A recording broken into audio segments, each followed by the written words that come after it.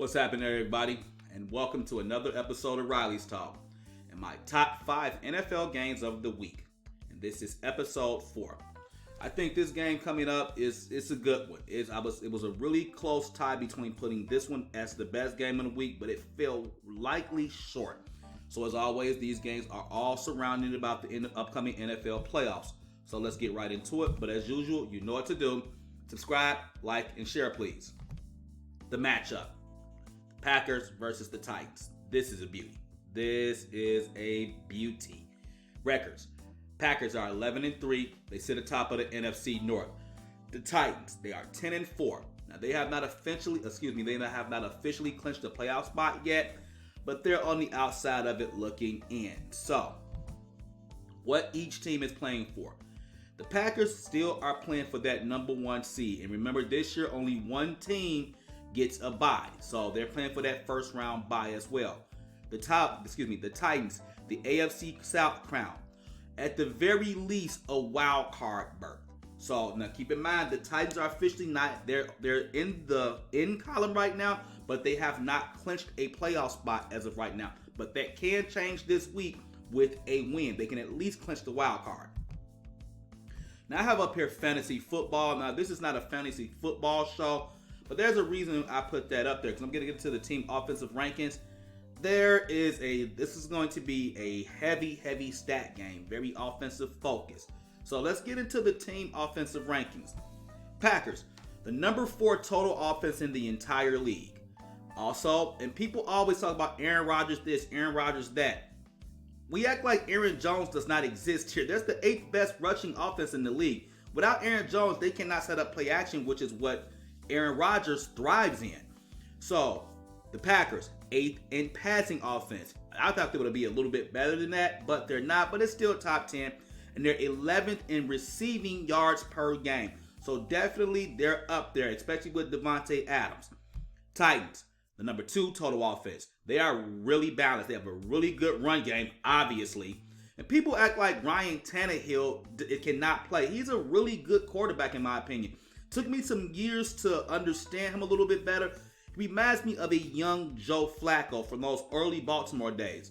Now, I just gave Ryan Tannehill a lot of praise, but they are only 19th in passing. So they must establish a running game in order to establish their passing game.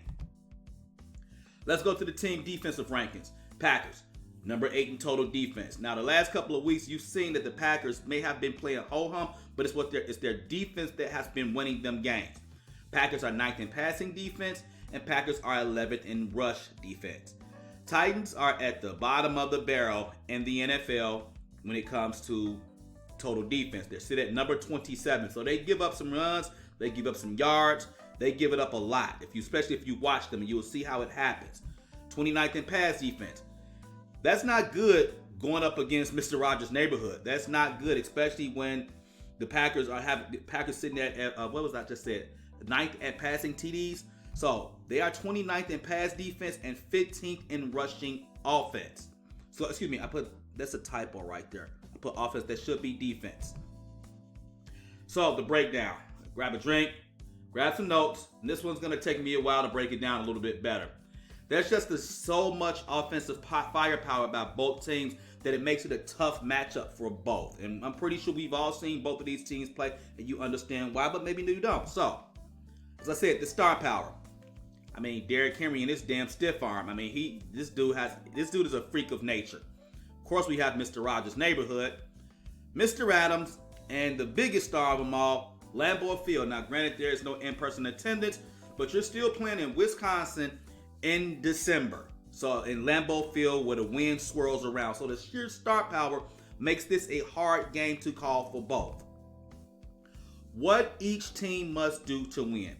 For the Packers, get your swag back, bruh. Get your swag back. The Packers the last couple of games have had a habit of playing to the level of their opponent. So if they're playing, say, Jacksonville, for instance, they play like they're playing Jacksonville. Instead of just putting them away, they literally play like they're playing Jacksonville. But if they were to play, say, Kansas City, then they would be up to the challenge. Not saying that they will win, but they're definitely up to the challenge, and they play like they're playing against Kansas City. So stop playing to the level of your opponent. Again, for the Packers, Don't be one-dimensional. I mentioned this earlier. Utilize Aaron Jones, who's the 4th leading rusher in the league, and that's after missing 2 games. So he's easily, 280, 290 yards, away from being like the 3rd or the 2nd best rusher in the league. Also, dude, Valdes-Scantling, where the fuck are you, bro? Where are you? Like, I'm not talking about from a fantasy perspective, but Valdes-Scantling, you need to step up, dude. You are one of the talented receivers in the league. And excuse me if I sound a little bit upset, but this dude comes in, he'll have a 2-3 touchdown game, 6 receptions, and you will not hear anything else from this guy for the next 2 games. Now, Davante Adams is good, don't get me wrong, and they might be running the ball, but bruh, you need to show up. For the Titans, balance your attack, keep the Packers on their heels. Do not get stuck in just running Henry. You're going to have to balance it a little bit because at some point, I don't care how good this guy is, there are other grown 11 men on the other side of the ball. They're going to stack the box against you. When they start putting 9 men in the box, then you have to hit them with a pass. So you have to keep your attack balanced. Ryan Tannehill, you need to throw TDs, bro. You're 5th in the league with 31. You need to throw TDs. You need to get into the end zone. No stall drives. With the Titans as well, don't get into what I like to call a slugfest shootout. The Packers can sling the ball all over the field. You guys can't.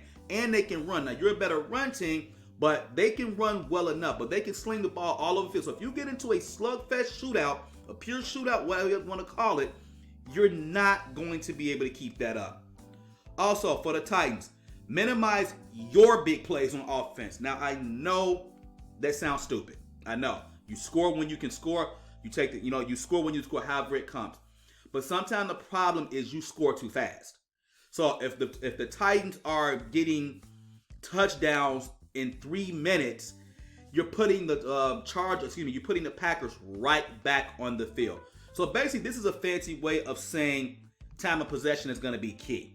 For the Titans especially, you need to hold on to the ball. Let's get into some sneaky stats here.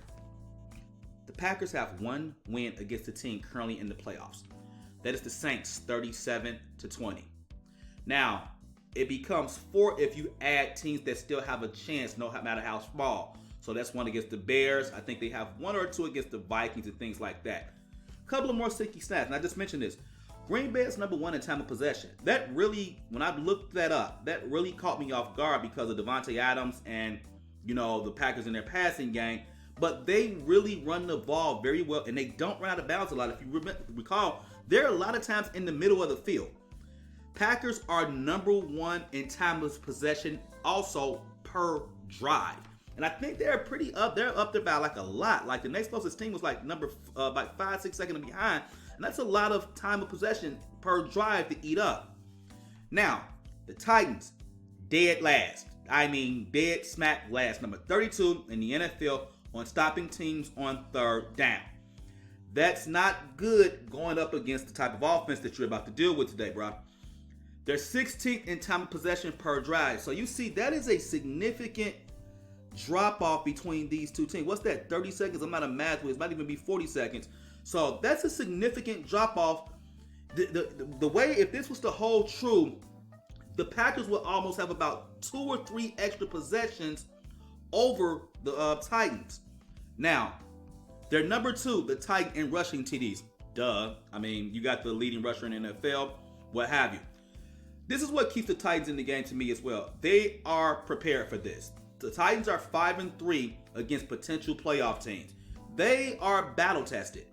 Now, the Titans' average loss, when they lose, they lose. Their average loss is 8.5 points per game. They normally are well past the spread. And if it's 8.5 points, a lot of times what that means, the losses are having 1 or 2 ways. Either a team is up by a lot, let's just say 16, 15, what have you.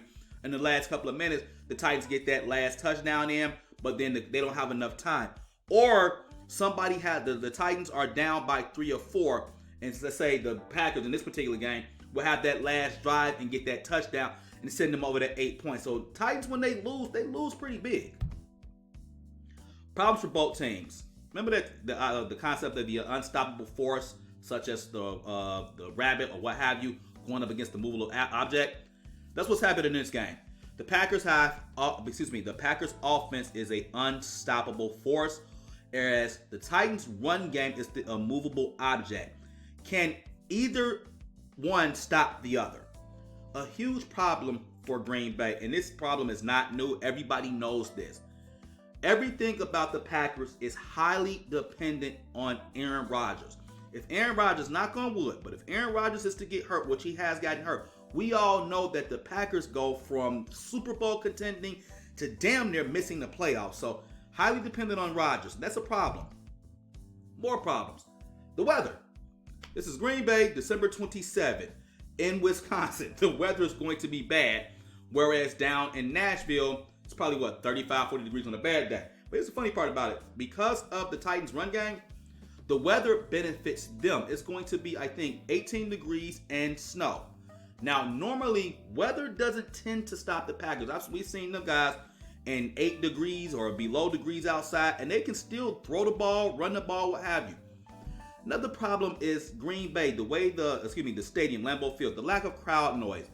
The lack of crowd noise actually benefits the Titans, in my opinion, especially at night in a cold game. Because if you had that crowd noise getting behind Green Bay, that would be a problem. Significant contrast to teams, and this is the game to me. Can the Packers' 11th ranked rush defense slow down the Titans' 2nd ranked rushing offense? Also, can the Titans sustain drives which leads to TDs, not field goals? Look, I've been saying this forever and a day, and I will continue to say that. Field goals, you take them. But field goals are drive in depth sentences because you have just taken 4 points off you have just taken 4 points off the scoreboard. The Titans, for you to stay in this game, field goals are not a good thing. You take them, but you need touchdowns. That's all I'm trying to say. Okay, let's get into teams interested in the outcome of this game. The Bears. The Bears are less interested. I did these slides a couple of days ago, and I'm just now doing again the video this morning of game day. The Bears are still interested in this outcome, but it's not as important as it was because of what happened yesterday in the Arizona-San Francisco game. So, another team, believe it or not, it's still possible for Seattle to get the number 1 seed in the NFC. Remember, again, there's only one bye this year. Saints, same situation as Seattle. It is still possible for them to get the number 1 seed, but the only team that controls their own destiny in getting the number 1 seed right now in the NFC is the Green Bay Packers. The Colts. They're interested in this game because the AFC South champion is guaranteed a home game. One of them should get a wild card, or keep in mind because of such good quality this year, somebody with a 10-6 or 11-5 record may get left out. So the Colts are very interested in this game. So are the Browns. Any team that's currently in the AFC playoff hunt that loses and the Browns win their own game, then the Browns win. The Ravens are interested, see the Browns. The Dolphins are interested, see the Browns and the Ravens for the same reason why. So, gambling. The line changed this morning, so gambling. Again, I get my numbers from Rivers Casino. You can get yours from wherever you get yours from. The Packers are favored to win this game by 3 points. So there is no half point here. I don't know how people like to look at that. So that means pretty much the Packers need to win by 4, because if they win by 3, that's a push. You win your money back, and that's it. Titans are favored to lose by 3, so the reverse of what just happened in Packers.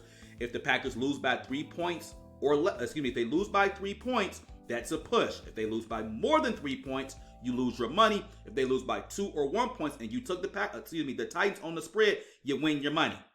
Packers, $167 you need to put up to win just $100. The Titans, you need to put up $100 to win $143 extra dollars. If you are taking the money line, that means a straight up bet. Forget the spread, forget all of that. I'm just taking this straight up. That's how that works. This should be the over-under. I am sorry about that.